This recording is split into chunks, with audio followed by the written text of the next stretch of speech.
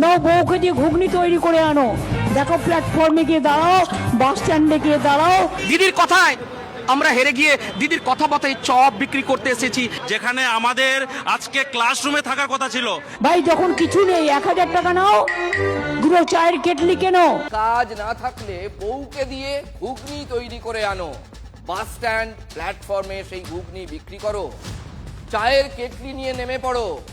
মুখ্যমন্ত্রীর সেই পরামর্শ মেনেই আজ শিয়ালদায় চপ মুড়ি চায়ের কেটলি নিয়ে নেমে পড়লেন একদল বেকার শিক্ষিত তরুণ তরুণী।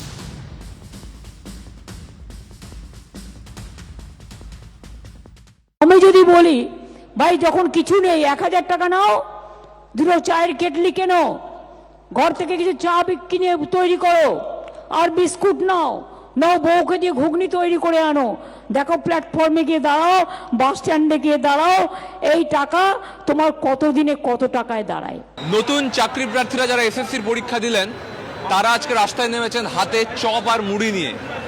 এই ছবিও দেখতে হচ্ছে বাংলায়, যেখানে চপ মুড়ি সিঙ্গাড়া বেগুনি নিয়ে চাকরি প্রার্থীরা রাস্তায় নেমেছেন এবং তার সাথে তারা চা বিলোচ্ছেন। কোনো কাজ ছোট নয়। দিদি বলেছিলেন আমার সঙ্গে খেলতে এসো না, তোমরা পড়াশোনা করেছো বলে শুধু চাকরি নেবে, তোমরা চপ বিক্রি করো, পেঁয়াজি বিক্রি করো, ঘুগনি বিক্রি করো, তা নিয়ে দিন যাপন করো।